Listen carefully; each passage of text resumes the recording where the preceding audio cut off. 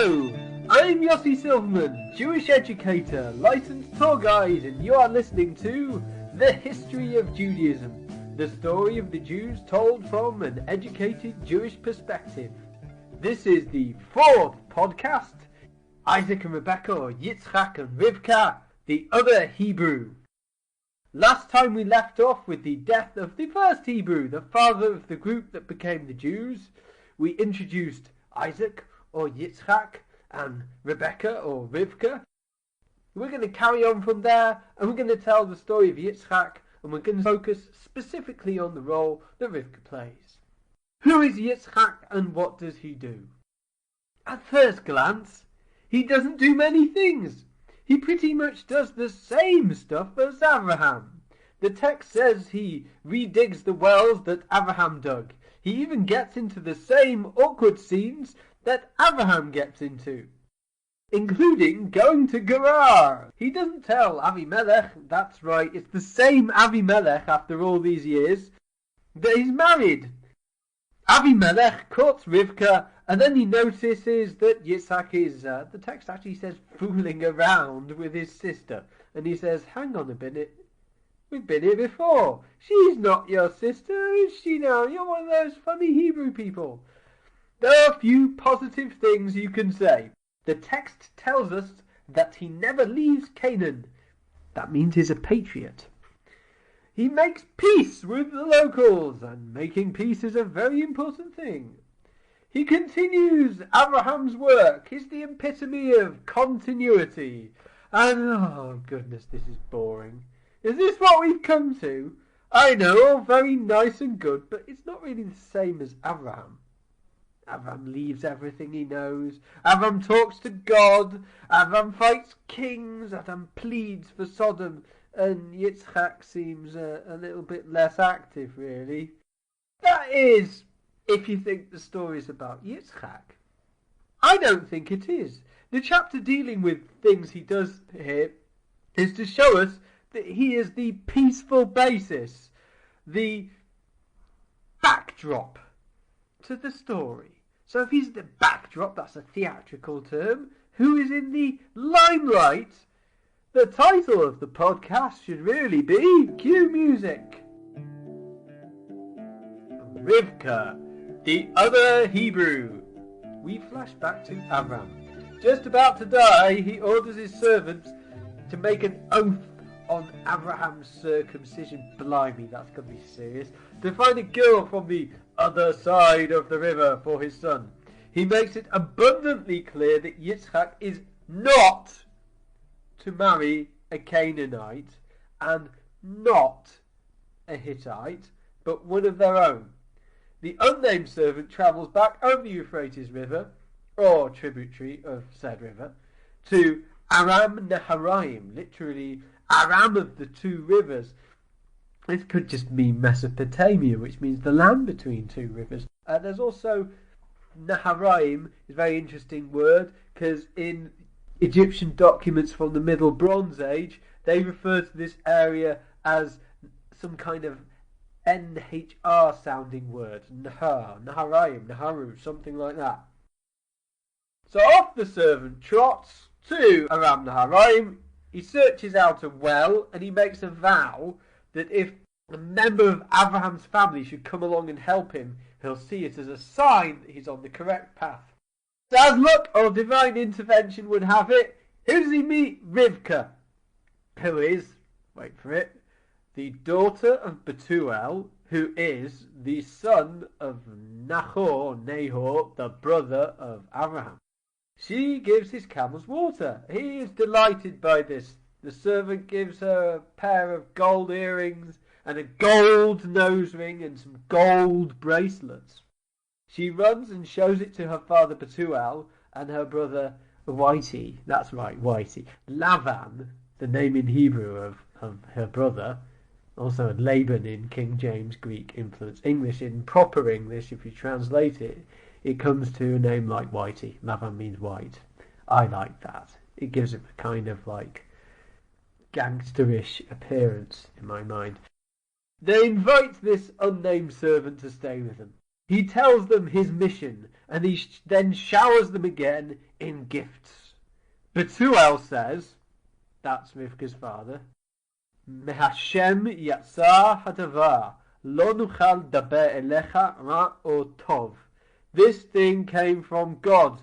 We can't speak to you to know if it's a good thing or a bad thing.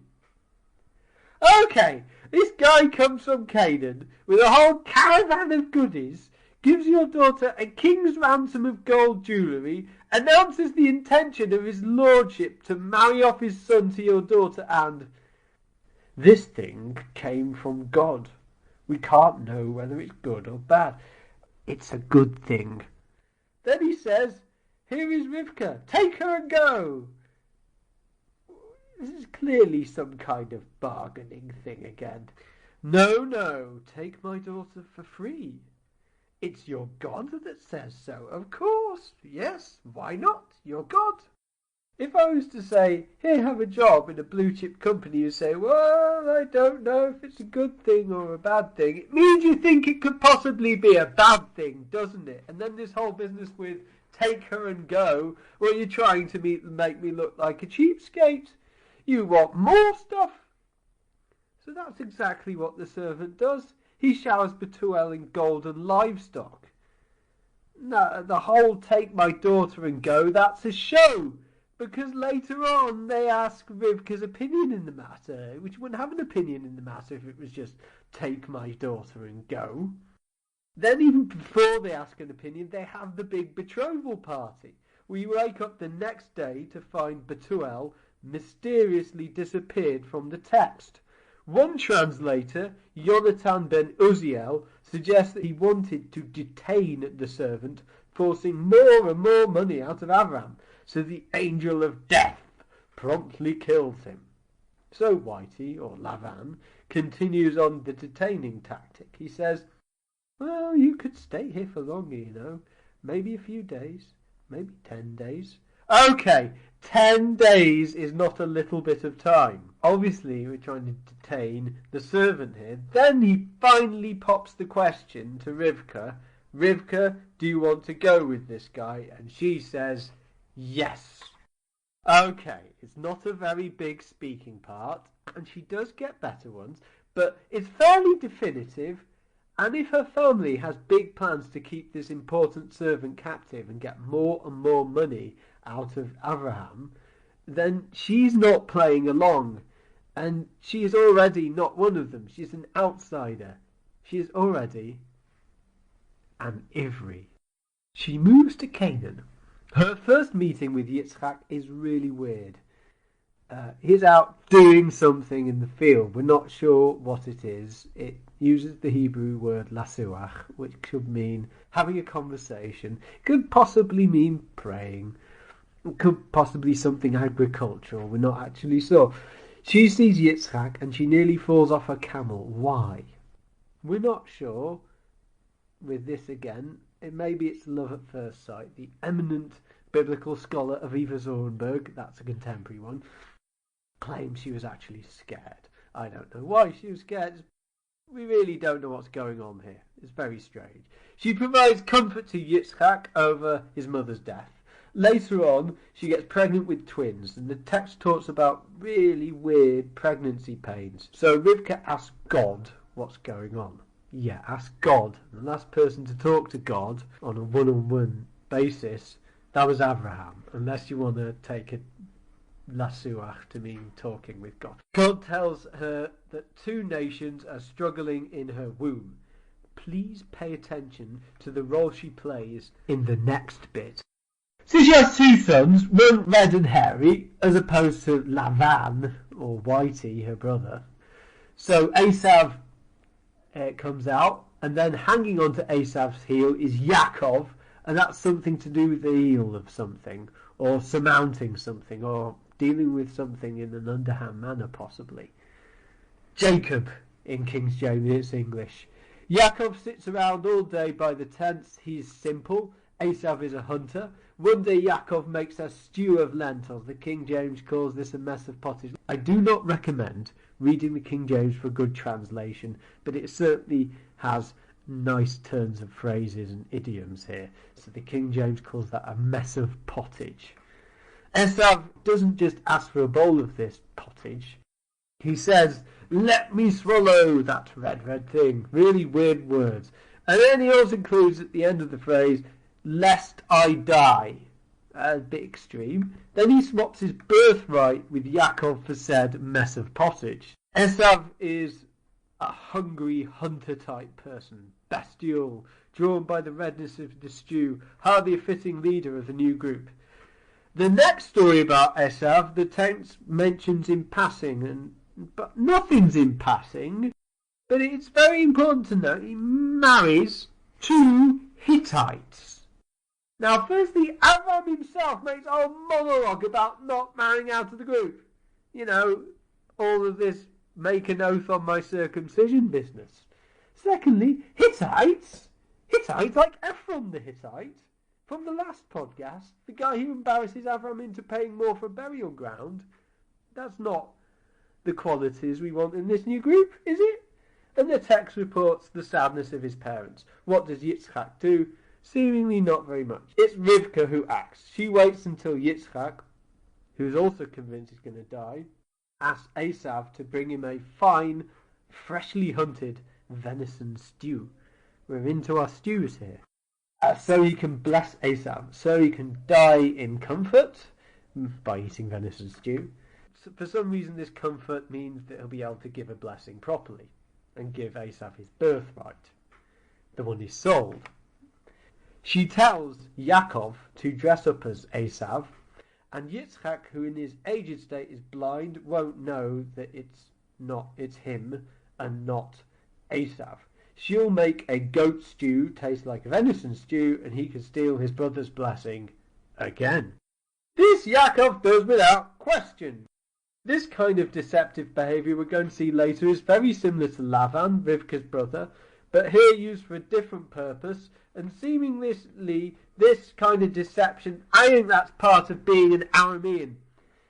The text is really strange in describing the interplay between Yitzchak and Yaakov. Yitzchak walks into the room. Yaakov says, "Is that you, my son?" Was he expecting someone else? What's going on here? And Yaakov says, "It is I. Your son is Esav." Nice, right, not answering the question there. Then he asks again, "Well, are you Esav or not?" And Yaakov just says, "'Tis I." Yitzchak eats the food, and he drinks the wine, and he gives Yaakov a hug, and he says the voice is the voice of Yaakov, but the hands are the hands of Esav, and then he blesses him with the blessing for the firstborn. What is happening here? I know that's my constant question, but you really do have to ask it with the biblical text. You can't just take it on face value. What's happening here? What's the deeper meaning? Firstly, from the interactions, the simple story that Yaakov swindled his father into giving him the firstborn blessing is a bit oversimplistic. It is what's happening, but a bit simple there. Yitzchak clearly picks up something's amiss.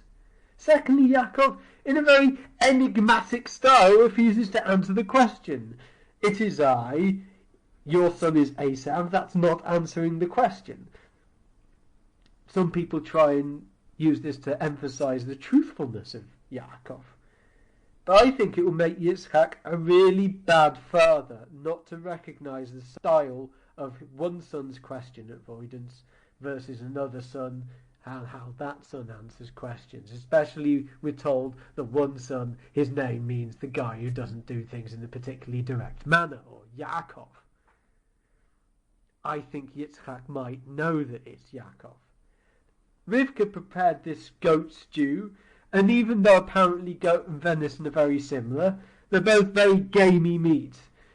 I think a guy who owns vast flocks of goats knows the difference between goat and venison. I think Rivka was sending Yaakov a coded culinary message. The hands of Esav, the deeds of Esav. Esav is a hunter. Esav is a wild animal. Esav is the venison. Esav is married out. Esav sells his birthright for a lowly price as a mess of pottage. The voice is the voice of Yaakov, simple Yaakov, who is so honest he can't lie properly. He just comes up with this whole "it is I and Esav is your son" business. After all those years of marriage, he doesn't recognise his wife's food. I think he does recognise his wife's food. I think he recognises that Yaakov is a kind of stable person and Esav isn't. The whole story and the future of these Hebrews is controlled by Rivka. Rivka is the hero. Rivka is the Aramean Hebrew, the subtle instigator. Like Abraham, she left her father's house and went to a new land. Every year at Pesach or Passover, Jews read the Passover story, and they include a quotation from Deuteronomy, Arami Oved Avi, which either means, "A wandering Aramean was my father," or "A wandering Aramean oppressed my father." And I'm going to give this translation a new twist. Who was the first wandering Aramean? Rivka.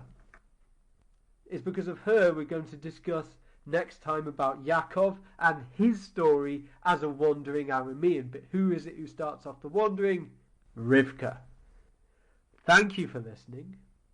I'm Yossi Silverman, Jewish educator, licensed tour guide. Feel free to check out my website, scoutisrael.com, where you can see charts and maps and things, or just search for Yossi Silverman on iTunes, and please write a review. This is the History of Judaism, signing out.